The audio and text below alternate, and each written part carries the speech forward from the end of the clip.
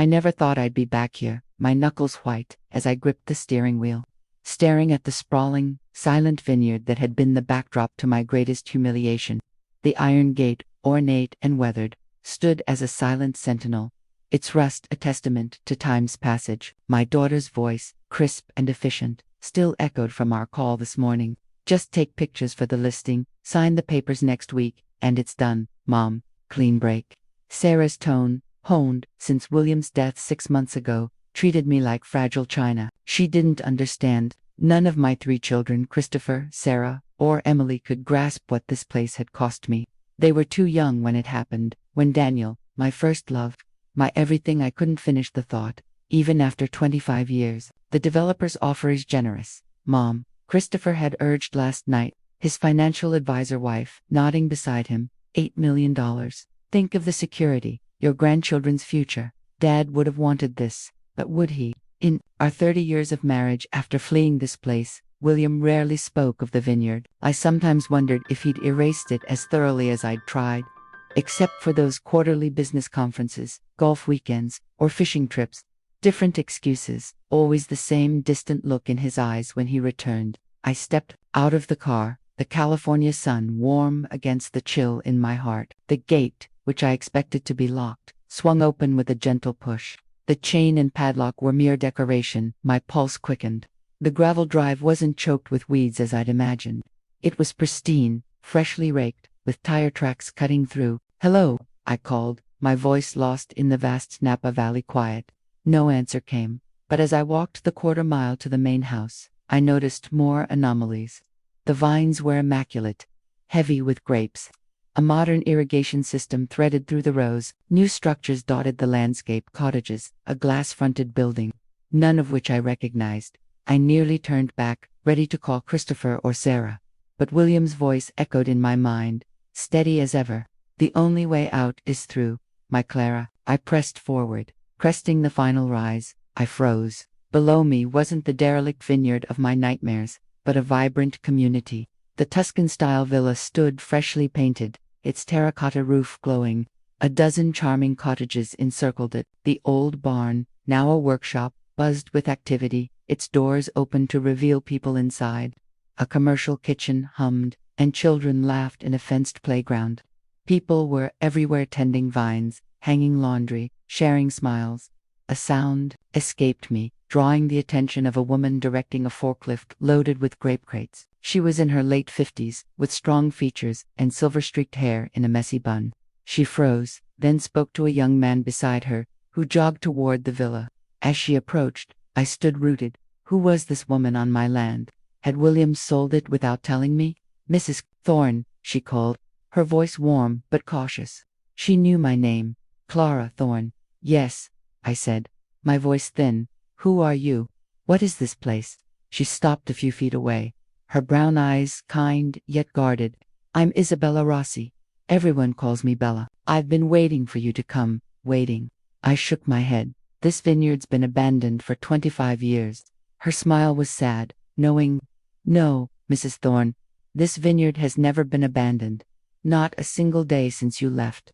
My knees buckled. I gripped a nearby olive tree. "That's impossible. We moved to San Francisco after Daniel, after the accident. William, your husband returned the next season," she said gently, "and every season after for 25 years, until his heart gave out." The world tilted. William, my William, had been here for weeks at a time, not just for trips a year. All those conferences, those weekends away, lies. "You're lying," I whispered, though a cold certainty settled in my gut.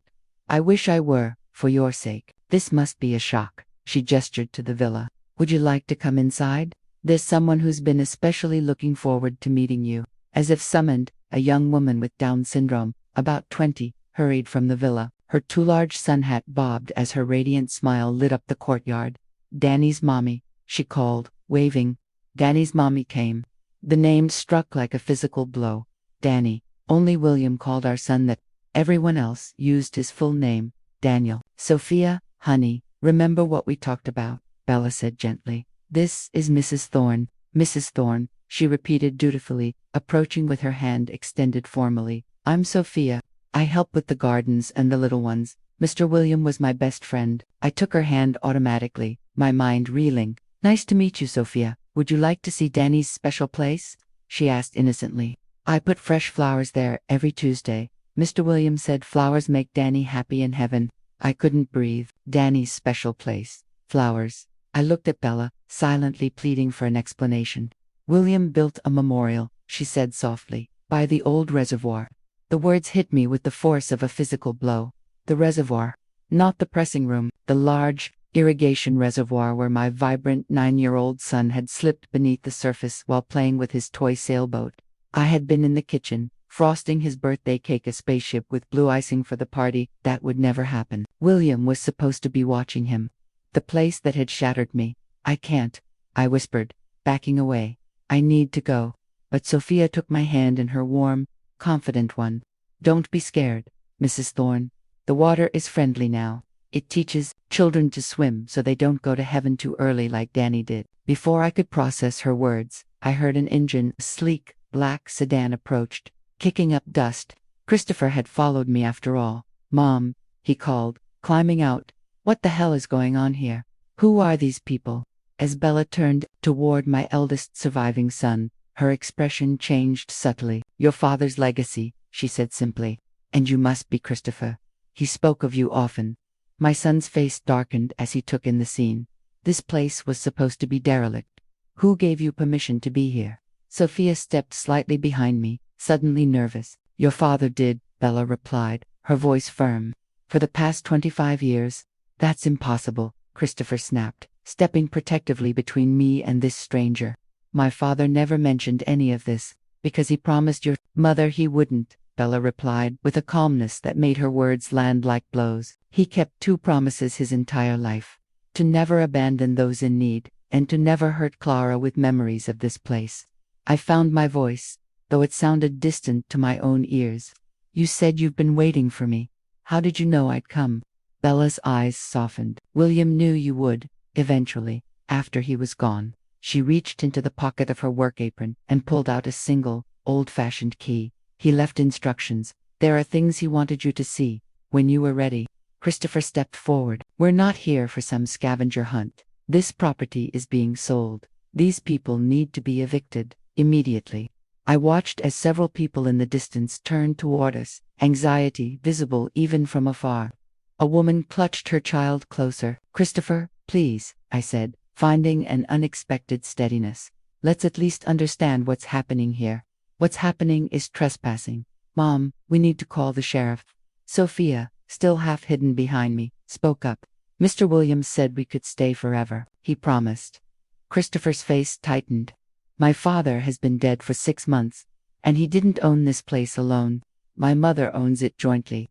Yes, Bella interrupted, her tone becoming businesslike, which is why we've been waiting. William knew this day would come. A young man approached, military short hair, weary but vigilant eyes. Everything okay, Bella? Fine. Marcus. This is Mrs. Thorne and her son. They're just visiting. Marcus relaxed slightly, but his gaze remained watchful. Should I tell the others? Not yet. Let's give Mrs. Thorne some time first. I studied the young man. Barely more than a boy. Really 22, perhaps. You live here? I asked him directly. He nodded. 2 years now. Since my medical discharge. The VA wasn't. His words trailed off, but his meaning was clear. Christopher's jaw clenched, but even he seemed to recognize that ordering a wounded veteran off the property wouldn't sit right, even with himself. Mom, we should discuss this privately, he said tersely. Yes, Bella agreed. Mrs. Thorne, perhaps you'd like to see the house. Your house. My house. The villa where I'd spent 15 years building a life, a family, a business, where I'd watched Daniel take his first steps on the stone patio, where I'd dreamed of grandchildren running through the vineyards. I'll come with you, Christopher insisted. Actually, I surprised myself by saying, I'd like a few minutes alone with Bella. His eyebrows shot up. Mom, we don't know who these people are. I believe we do, I replied, a strange calm settling over me. They're people William knew. That's enough for now. I could see him calculating whether to push back, but 35 years as my son had taught him to recognize when I'd made up my mind. Fine. 30 minutes, then we're calling our lawyer. An hour, I countered. I hadn't negotiated with my children since they were teenagers. It felt oddly empowering. As Christopher reluctantly retreated to his car, I followed Bella toward the house, Sophia trailing happily behind us. Each step on the familiar flagstone path sent memories washing over me, outdoor dinners under the stars, William teaching Daniel how to drive the tractor along this very path, the scent of jasmine and earth. Bella kept everything as close to original as possible, structurally at least. The layout was the same: wide, arched entryway, living room on the right, the office straight ahead, the staircase to the left. But the furnishings were different. The living room now held long tables for communal meals, a large whiteboard displaying a work roster and a menu schedule. This is our main gathering space now, Bella explained. We had to repurpose as we grew. How many people live here? I managed to ask. Currently 12 veterans, 8 women and their children from difficult situations, Sophia and her mother, Maria, and 2 families who were seeking asylum. 34, I echoed. And William knew them all. He knew everyone who ever stayed here, even the temporary ones, especially them. She led me toward the office, the room where I'd received a phone call that shattered my world. It was now an administrative hub, with computers and filing cabinets. But on the wall, amidst maps and schedules, hung Daniel's 3rd grade school photo, the last one ever taken. I touched the frame gently. He kept this here. He kept the family photos in here, said this was his heart room. She crossed to the desk and unlocked the bottom drawer with the key she'd shown me earlier. These are the trust documents, property records, financials. She placed a stack of leather-bound journals beside the legal papers. And these are his diaries, 25 years worth. I sank into the chair, William's chair, running my fingers over the topmost journal. The earliest one, dated the year after Daniel died. I'll give you privacy, Bella said, moving toward the door, but Christopher will be back soon, demanding answers. Let him wait, I replied, already opening the first journal with trembling hands. The entry was dated exactly 1 season after we'd moved to San Francisco. Came back to the vineyard today. Couldn't sell it. Couldn't bear the thought of strangers walking where Danny's laughter once echoed. Told the realtor by phone. We'd changed our minds. Clara doesn't know. First secret I've ever kept from her in 20 years of marriage. But how do I tell her I need this place? She cannot bear to remember. Walked to the reservoir today. Found his little blue rubber duck, still floating near the edge. It had been there for months. I sat on the bank and cried until I was sick. I flipped forward several pages. 3 seasons here now. Fixed the broken fence by the reservoir. Started clearing the overgrowth. Gives my hands something to do while my heart is still broken. Clara thinks I'm at a conference in Chicago. Hate lying to her, but she's finally sleeping through the night in the city. Started a book club, mentioning Danny without her eyes going vacant. My coming here would undo all that healing. And later, a year after Daniel's death, found a man sleeping in the equipment shed today. Marcus, former Army, lost his leg in Afghanistan, no family, eyes as hollow as my own. Offered him dinner. He asked if he could stay and help with repairs in exchange for shelter. Said yes without thinking. Feels right, having another soul here. The land was never meant to be empty. 5 years later, a few families living here now. Marcus brought others, all veterans, all good men and women, fallen on hard times. We fixed up the old worker cottages. They're healing the land and it's healing them. Should tell Clara. Drove to the city, intending to. Saw her laughing with her new friends from the gallery. First real laughter I've seen since Danny. Couldn't bear to reopen the wound. Came back and started planning the new dormitory instead. 10 years after. Met Isabella Rossi today. Goes by Bella, former sommelier, who lost her job and her home after blowing the whistle on a fraudulent distributor. Found her and her daughter, Sophia, living in their car when I was in Sonoma for supplies. Something about her reminded me of Clara. That same fierce resilience. Offered her the manager position. We have 12 kids living here now, all with parents getting back on their feet. Need someone with organizational skills and a big heart. When she saw the vineyard, what we'd built, she cried. Said she'd found her true calling. Think I have, too. With shaking hands, I flipped to the final journal. The entries from just last year. Doctor says my heart is failing. Maybe a year. Haven't told Clara. Can't bear to see the fear in her eyes. Need to use this time to secure the vineyard's future. The trust is nearly ready. Bella will take over. She practically runs everything already. Sold the south parcel to that resort developer. $2.5 million. Told Clara I was at a cardiac wellness retreat in Arizona. More lies to protect her. Used the money to build the new accessible housing, install the solar grid, but most importantly, to build the swimming complex. The vineyard will be self-sustaining now. My legacy to Danny, transforming the place of his death into a sanctuary of life. The final entry, dated just 3 weeks before his fatal heart attack. Made a video for Clara today, out by Danny's memorial. Tried to explain everything. 58 children have learned to swim safely here now. 58 lives potentially saved. One for each year Danny would have lived if I'd watched him more carefully that day. My penance. My redemption. Hoping someday Clara will understand why I kept this from her. Why I built this secret life. Not for lack of love, because of its overwhelming abundance. The vineyard is ready. I am ready, but I fear I'm leaving her with an impossible burden. The truth. I closed the journal as the sound of car doors slamming echoed from outside. Christopher had returned, and he'd brought reinforcements. Sarah's Lexus and Emily's minivan now stood beside his sedan. All 3 of my surviving children had arrived, ready to sell their brother's legacy out from under me. This is insane. Christopher's voice carried through the open window. Adverse possession doesn't work like this. Not when the legal owners are standing right here. I quickly wiped my tears, tucking William's journals into the desk drawer. My 3 children stood in the courtyard, confronting Bella, who maintained her characteristic calm. As I've explained, Mr. Thorne, this property is held in a trust. I am the administrator, Bella was saying as I stepped onto the patio. Your mother is the one you should be speaking with.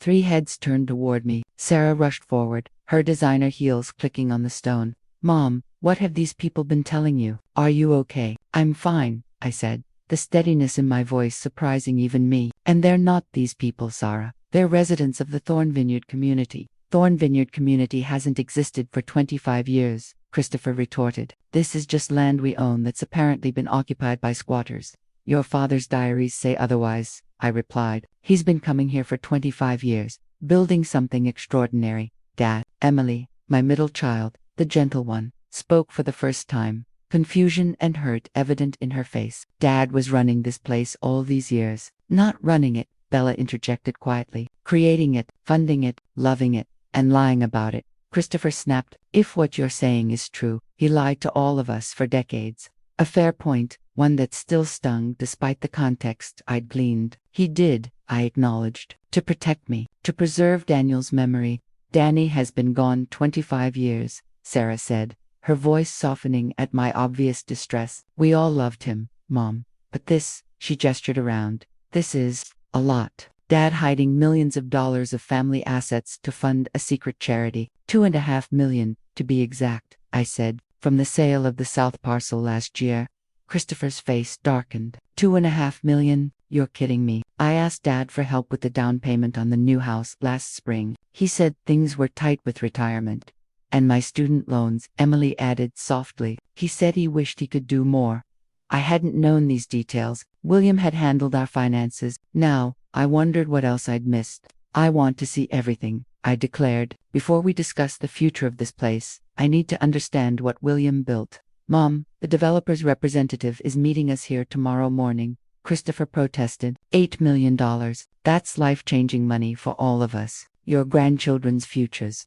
One day, Christopher, I said, my tone leaving no room for argument. I'm asking for one day to learn the truth about your father's life. Something in my voice must have conveyed my determination. He sighed in defeat. Fine. One day. Then, we talk terms.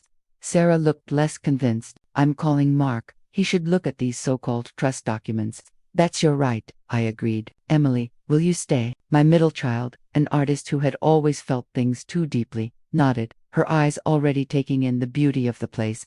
The people. Sophia hurried toward us, waving something in her hand. Mrs. Thorne, I found Danny's picture. She thrust a framed photograph toward me. Daniel at 9, grinning, holding up a toy sailboat, taken just hours before he died. William had taken the picture right here in this courtyard. Where did you get this? I whispered. Mr. Williams' special room. He showed me all the pictures, said I needed to know Danny because we would have been best friends. Sophia's expression clouded. Are they making you leave us? I felt my children tense beside me. No one's leaving yet, Sophia, I assured her, accepting the photograph. We're just talking. Good, because you need to see the new swimming place and the art studio and Maria's kitchen. and we have baby goats." Her excitement was palpable and completely genuine. Emily stepped forward, a soft smile on her face. "I'd like to see the baby goats. I'm Emily, Mrs. Thorne's daughter." Sophia's face lit up. "Danny's sister. Mr. Williams said you were an artist, said you could make beautiful things from nothing." A shadow crossed Emily's face, a glimpse of pain quickly masked. "Did he?" she said softly. "He said you saw the world in colors the rest of us couldn't see."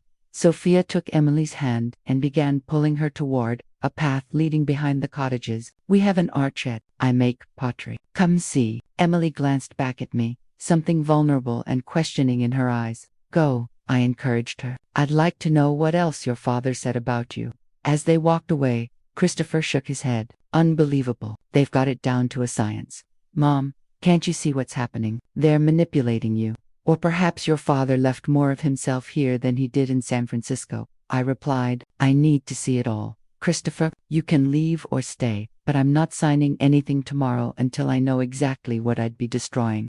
Sarah's phone rang. Mark, no doubt. She stepped away to answer. "Legal strategies already forming." Bella turned to me. "Where would you like to start?" "The memorial," I said, my voice barely a whisper. "Show me the reservoir." The walk to the reservoir was both familiar and alien. The path was the same, but now lined with lavender and rosemary. The wooden gate, once sagging, was now solid and painted a cheerful blue. A small, bronze plaque was fixed to this blue wooden gate at eye level. "Daniel William Thorne, 1995-2004. For every life saved here, his spirit swims a little freer." Bella unlocked the gate. "We use it as a swimming school now, for water safety. Swim lessons for children and adults." I stepped through, my breath catching. The reservoir was unrecognizable. What had been a steep-sided, dangerous water storage was now a beautiful, graduated swimming area with a sandy beach entry. The deep end was roped off with bright buoys, and a certified lifeguard sat in a tall chair. The walls were gently sloped and lined with non-slip material. But at the water's edge, where Daniel had slipped, was a simple, beautiful mosaic. It depicted a sailboat on water, its sails forming, a young boy's face, Daniel's face. Below it, another plaque. 50-8 children have learned to swim safely here. Not one has been lost. I whispered. Bella nodded. "William started the program 15 years ago. Every child who lives here must learn." He hired certified instructors, built the safe swimming area, installed rescue equipment and a filtration system that cost over $200,000 alone. She hesitated before adding, "Your grandson, Christopher's boy, Jake, was one of them." "What?" "Last summer, when he was at that pool party, he went under for too long, panicked. Christopher mentioned it to William during a family dinner. Said they were looking into swim lessons, but the wait lists were months long." I remembered. Christopher had been pale with residual fear. William had listened quietly, then changed the subject. Typical William, uncomfortable with family drama. William paid for private, intensive swim lessons for Jake anonymously. He found the best instructor in Northern California and drove to Marin every Saturday for 8 weeks to watch from his car as Jake learned. I shook my head in disbelief. Christopher never knew.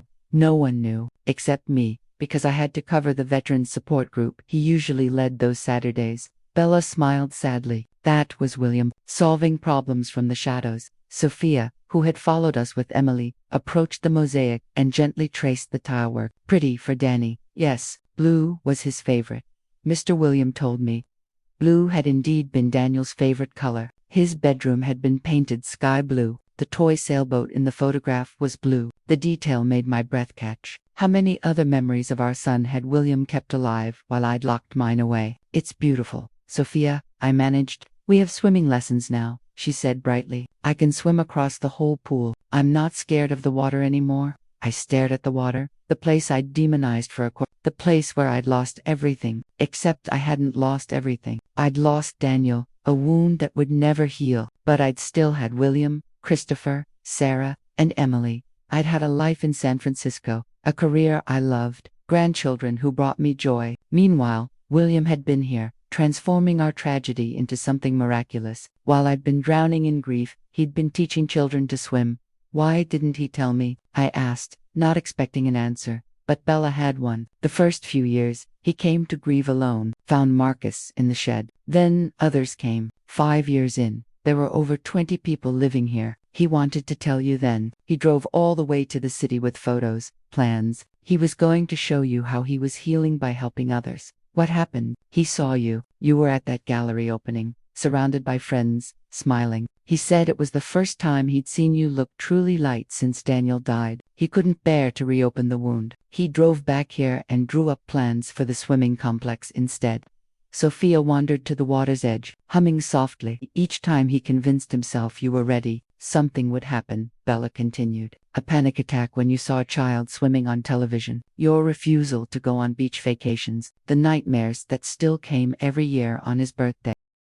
I remembered those moments, those small glimpses of my continuing brokenness that I thought I'd hidden so well. 10 years ago, Bella said, when the community was thriving with over 40 residents, William finally wrote you a long letter explaining everything. He drove to the city, determined to deliver it personally. What stopped him? He found you in Daniel's room, the room you kept exactly as it was. You were holding his favorite teddy bear, crying. It was the anniversary. I remembered that day clearly. I'd thought I was alone. I'd never known he'd seen me in my most private grief. After that, Bella said, he created the trust, made legal arrangements for the vineyard to continue without him, decided his two worlds would remain separate until he died. I finished. She nodded. He loved you too much to break your heart twice.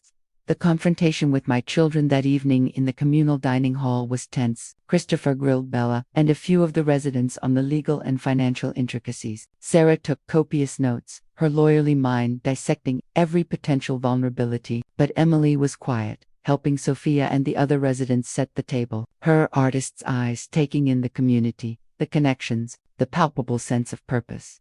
That night, in the room William had kept in the villa, I watched the video he'd left for me on Bella's tablet. His face, older, tired, filled the screen. Clara, if you're watching this, I'm gone, and you found your way back to the vineyard, back to this place. He gestured behind him at the mosaic. I've made dozens of these videos over the years, talking to you, to Danny, trying to explain what I couldn't say in person. Bella will give you access to them all if you want, but this is the truth I should have told you 25 years ago. He took a deep, shaky breath. Clara, the day Danny died wasn't your fault. It was mine. I know you've carried this guilt for decades, believing that if you hadn't been in the kitchen making his birthday cake, if you'd been watching him, but the truth is, I was the one who told him he could launch his sailboat in the reservoir. He'd asked me to watch him. I said I would. Just let me take this one phone call about the loan payment first. I got distracted. Argued with the bank manager, lost track of time. You were in the kitchen, thinking he was safe with me. I was in the office, thinking he was still waiting for me to come watch. By the time either of us realized he'd gone to the water, alone, William wiped a tear from his cheek.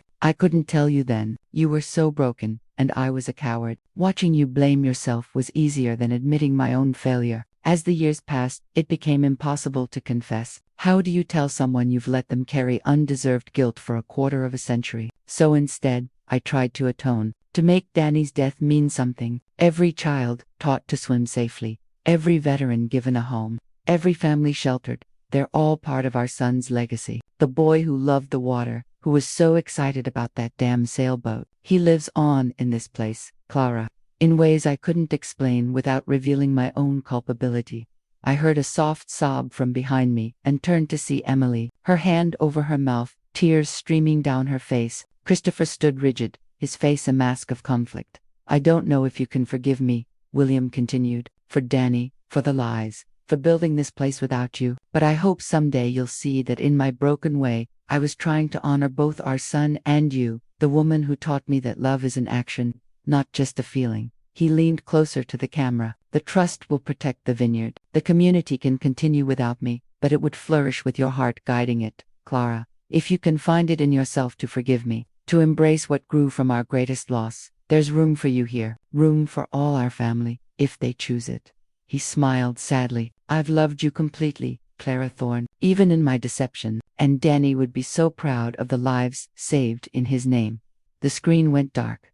The next morning, I stood on the patio as the sun rose, painting the sky in hues of rose and gold. The vineyard was already stirring with life. I had made my decision. I gathered my children. Christopher looked exhausted. Sarah was professionally composed, but her eyes were rich. Emily seemed peaceful. I'm staying, I said. the words feeling irrevocably right. I'm accepting the role your father outlined for me. Community coordinator, keeper of the stories. Christopher opened his mouth to protest, but I held up a hand. I'm not asking you to understand or to join me. This is my choice. William protected this place legally. It will continue with or without us, but I choose to be a part of it. I choose to honor Daniel's memory by helping it grow. Emily stepped forward. I'm staying too, Mom. At least for the summer. Bella said they need someone to help with the art therapy programs. The school, the one I was going to teach at, it can wait. Sarah let out a long breath. The trust is ironclad. We can't break it. But there are provisions for family involvement. William left proposal for each of us. She looked at Christopher. For you, he suggested consulting on the business development, helping establish their wine distribution network. He'd already lined up potential partners. Christopher stared at her, stunned. He saw your talent. Christopher, I said gently. He just saw a different application for it.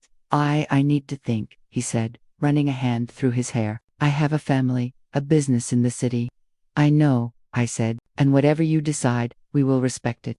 Later that day, after Christopher and Sarah had left, with promises to return soon to talk more, I found myself by the reservoir at the swimming school. Bella, Emily, Sophia, and several residents were there, watching the afternoon swimming lesson. The mosaic of Daniel seemed to smile down on us. For 25 years, I had run from this place. I had treated my son's memory as a wound, to be protected, locked away from the world. William had treated it as a seed. He had planted it in the fertile soil of this community, watered it with hope and hard work, and let it grow into a forest of second chances. I had spent a lifetime building walls against the past. William, in his secret, complicated way, had built a bridge, and now it was my turn to walk across it. Healing isn't found in forgetting, but in transforming memory into purpose. What would you say from your past?